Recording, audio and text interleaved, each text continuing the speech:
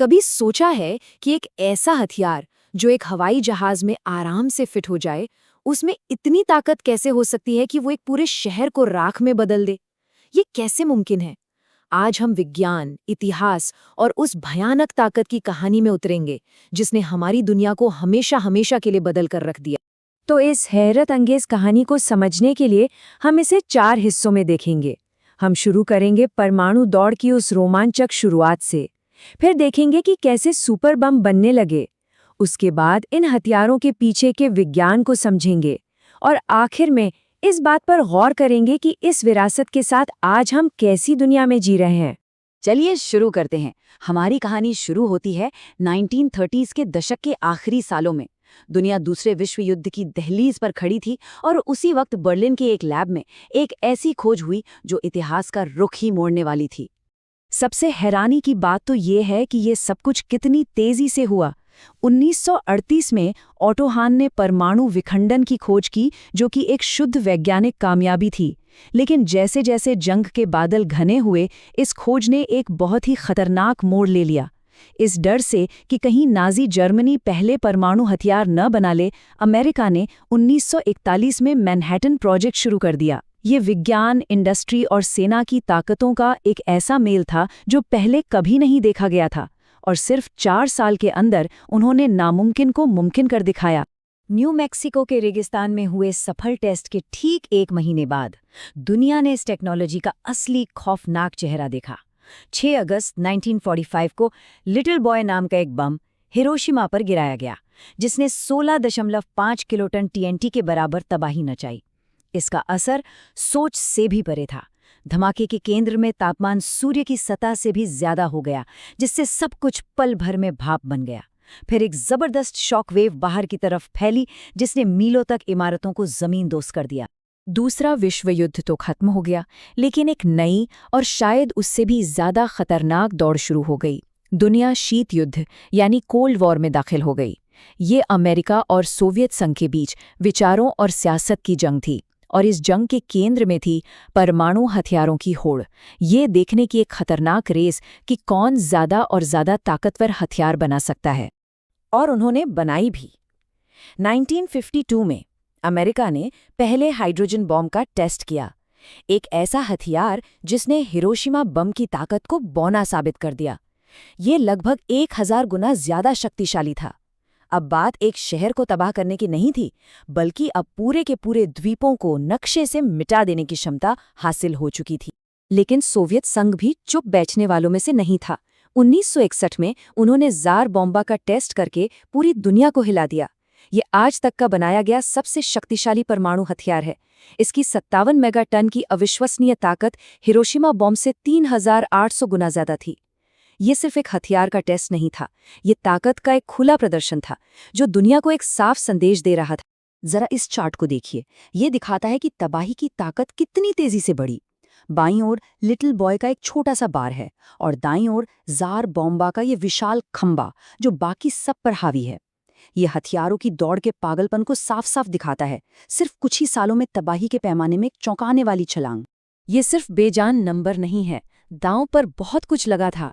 Jar बॉम्बा इतना शक्तिशाली था कि उसे ले जाने वाले विमान के पायलट को जिंदा बचने का सिर्फ 50-50 चांस दिया गया था।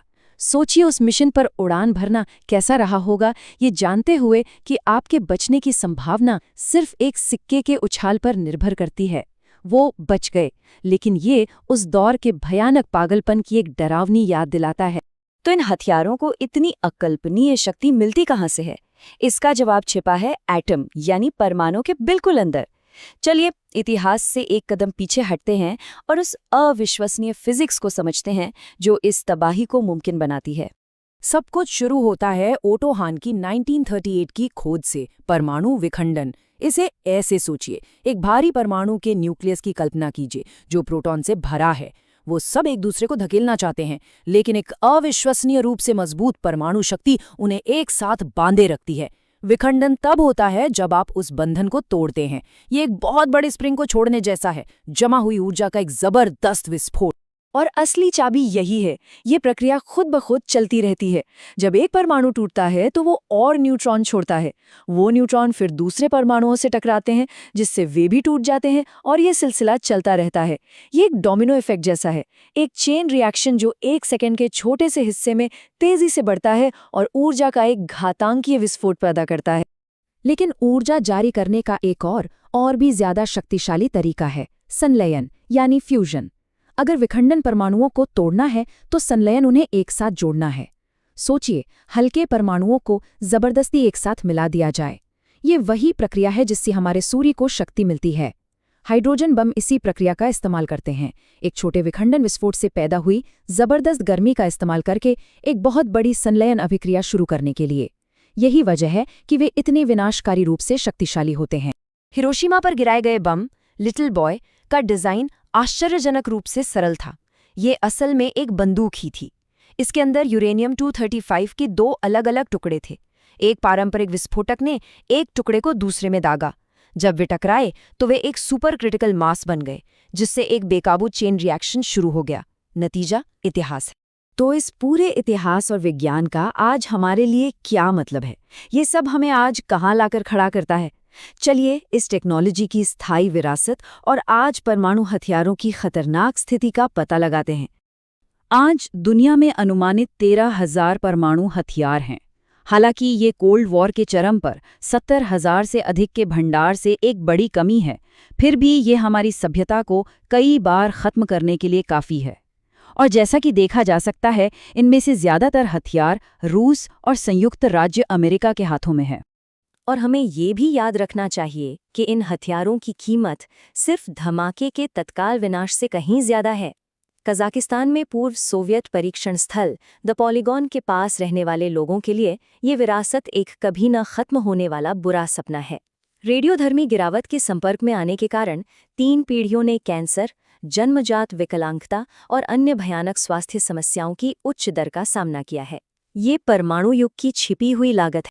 तो ये एक सीधा सवाल खड़ा करता है, अगर ये हथियार इतने विनाशकारी हैं तो 1945 के बाद से युद्ध में इनका इस्तेमाल क्यों नहीं किया गया? जवाब एक दहला देने वाले तर्क में निहित है, जिसे म्यूचुअली अश्योर्ड डिस्ट्रक्शन या MAD के रूप में जाना जाता है।